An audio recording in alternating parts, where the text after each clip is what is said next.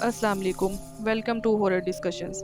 Friends, मेरी दुआ है कि आप लोग जहाँ कहीं भी हों खुश रहें, सेफ रहें। तो आज मैं आपके साथ न्यूयॉर्क सिटी में होने वाले एक फैमिली के साथ कुछ हॉरर इवेंट्स डिस्कस करने वाली हूँ। लेकिन उससे पहले फ्रेंड्स, आप लोग प्लीज़ मेरे चैनल को सब्सक्राइब कर लीजिए, और अगर आपको मेरी स्टोरी पसंद आए तो लाइक, शेयर, कमेंट करना बिल्कुल मत भूलिएगा। ये बात है 1980 की, जब जेम्स अपनी फैमिली के साथ एक नए घर में शिफ्ट हुआ था।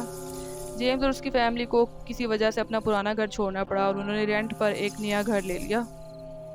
जेम्स की फैमिली में 4 लोग थे। जेम्स, उसका छोटा भाई जोल और उसके पेरेंट्स, उसके फादर और उसकी मदर। ये लोग जब नए घर में शिफ्ट हुए तो ये बहुत ज़्यादा खुश थे, क्योंकि उन्हें ये घर बहुत ज़्यादा पसंद आया था।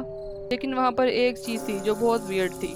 वो ये कि इनके घर के बिल्कुल साथ एक दूसरा घर था, और वो घर पूरी तरह से जला हुआ था। शायद वहाँ पर कोई हादसा वगैरह हुआ था, और वो घर देखने में ऐसा लग रहा था जैसे कई सालों से कोई भी इंसान उस घर में दाखिल नहीं हुआ है। उसके आसपास बहुत सी झाड़ियाँ और दरख्त उगे हुए थे, और उस घर को देखकर बहुत ज़्यादा डर भी लगता था। लेकिन जेम्स और उसकी फैमिली ने उस घर को इग्नोर करते हुए अपना सामान वगैरह अपने घर में शिफ्ट किया और वहाँ पर आकर रहने लगे।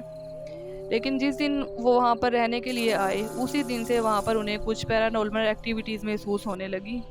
जैसे कि रात में उन्हें किसी के चलने की आवाज़ें आती थी, जबकि वो सब सो रहे होते थे, और जब वो उठकर देखते थे तो वहाँ पर कोई भी नहीं होता था, खाली चलने की आवाज़ें आ रही होती थी।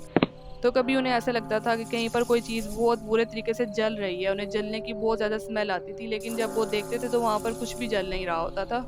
रात में उनके घर के बाहर बहुत ज़्यादा कुत्ते आकर भौंकते थे, बहुत ज़ोर ज़ोर से भौंकते थे, और ये सब एक पर्टिकुलर टाइम पर होता था, रात के 2 से 3 बजे के दरमियान। ये चीज़ें जेम्स और उसकी फैमिली को बहुत ज़्यादा डिस्टर्ब कर रही थी। लेकिन अभी अभी वो क्योंकि इस घर में शिफ्ट हुए थे, तो अब वो दोबारा से कोई नया घर भी इतनी जल्दी नहीं ढूंढ सकते थे। तो उन्होंने फैसला किया कि जब तक वो इस घर में रह सकते हैं वो इसी घर में रहेंगे। एक दिन जेम्स और उसका छोटा भाई, ये दोनों घर पे अकेले थे। उनके पेरेंट्स कहीं बाहर गए थे। तो जेम्स बाहर काउच पर बैठकर मूवी देख रहा था टीवी पर, और उसका छोटा भाई जोल वो अपने रूम में सोने चला गया। अब वो अपने रूम में सो रहा था, तो थोड़ी देर के बाद वो बहुत गुस्से में उठकर अपने भाई जेम्स के पास आया और उसको कहने लगा, जेम्स, अपने दोस्तों को मेरे रूम से दूर रखा करो।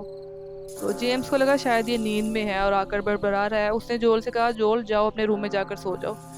लेकिन जोल ने जेम्स की बात नहीं सुनी, और वो बहुत गुस्से में था, और वो कह रहा था अपने दोस्तों को वहां से हटाओ।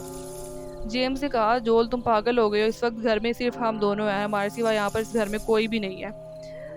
जोल ने कहा, नहीं जेम्स, तुम झूठ बोल रहे हो। तुम्हारा एक दोस्त जिसके गोल्डन बाल हैं और उसने कुछ 1960 के टाइम के उसने कपड़े पहने हुए हैं, और वो मेरे रूम के बिल्कुल बाहर खड़ा है, और वो मेरे दरवाजे को बहुत ज़ोर ज़ोर से नॉक कर रहा था। तो तुम प्लीज़ जाओ और उसको वहाँ से हटाओ। अब जब ये बात सुनी जेम्स ने, तो वो बहुत ज़्यादा डर गया, और वो फ़ौरन जोल के साथ उसके रूम की तरफ गया कि चलो देखते हैं वहाँ पर कौन है। जब ये लोग वहाँ पर गए तो वहाँ पर कोई भी नहीं था, और इन्होंने पूरे घर में ढूंढा, पूरे घर में कोई भी नहीं था। अब ये दोनों भाई बहुत ज़्यादा डर गए, और ये बहुत बेसब्री से अपने पेरेंट्स का इंतज़ार करने लगे कि जल्दी जल्दी से किसी तरह से हमारे पेरेंट्स आ जाएं।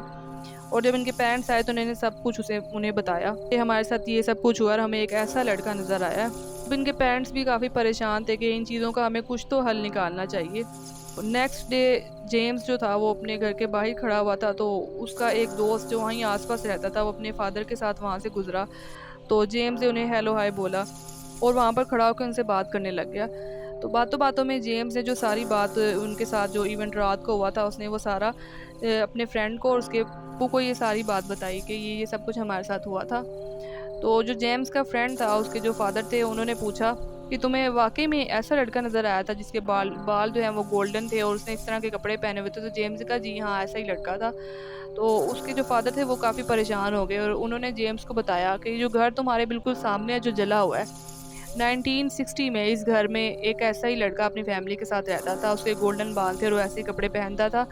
लेकिन अचानक से रात के 2 से 3 बजे के दरमियान इनके घर में पता नहीं किस तरह से आग लग गई, और ये लोग झुलस कर मर गए थे, और उसमें वो लड़का भी था जो मर गया था।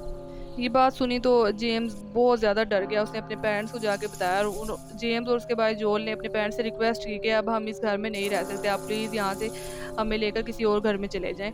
अब ये बात काफ़ी परेशान करने वाली थी, उनके पेरेंट्स भी काफ़ी परेशान हो गए थे। तो फिर उन्होंने फ़ौरन कहीं से भी कुछ भी करके एक घर का बंदोबस्त किया, और ये लोग वहाँ पर शिफ्ट हो गए।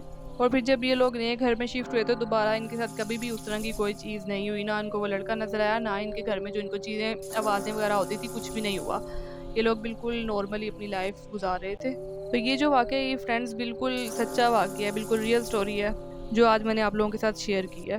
फ्रेंड्स, अगर आपके साथ भी आपकी लाइफ़ में कभी कोई इस तरह की स्टोरी, कोई इस तरह की चीज़ हुई हो जो आप लोगों को पैरानॉर्मल लगी हो या हॉरर स्टोरी कोई भी, तो आप हमारे साथ शेयर कर सकते हैं हमारे इस ईमेल पर। और अगर आपको मेरी स्टोरी पसंद आई है तो प्लीज़ आप लोग मेरी स्टोरी को लाइक, शेयर, कमेंट करना बिल्कुल मत भूलिएगा।